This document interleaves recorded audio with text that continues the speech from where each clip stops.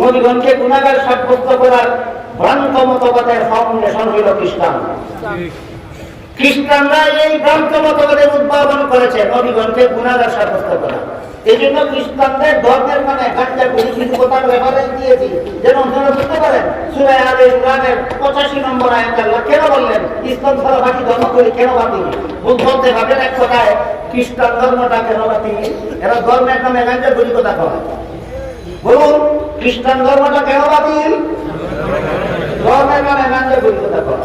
তবু আমরা তাদের ধর্ম পালনে বাধা দেব না কেন? আল্লাহ কোরআনে বলেছেন পরীক্ষার হলের মতো ভুল লেখলে বাধা দিও না, তারপর ভালো গোড়ের দিন থাকবো, তোমার কি আছে না?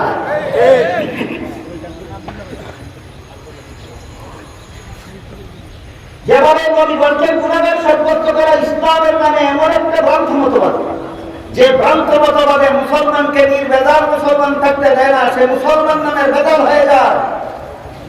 ঠিক তেমনি ভাবে সাহাবায়ে কেরামের সমালোচনা করাকে বৈধ মনে করা, এটাও ইসলামের নামে ভ্রান্ত মতবাদ।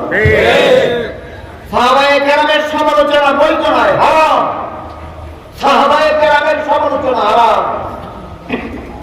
তিরমিজি শরীফের বর্ণিত হাদিসে রাসূল করিম সাল্লাল্লাহু আলাইহি ওয়াসাল্লাম বলেন, ইযা রাআইতুমুল লাযীনা ইয়াসুবুনা আসহাবি ফাকুলু লানাতুল্লাহি আলা শাররিকুম।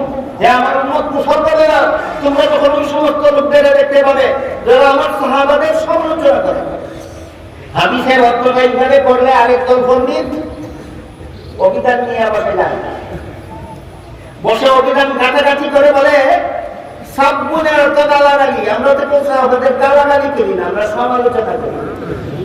এই রঙ্গ তুই এক চোখে দেখো, তুই চোখে দেখো না।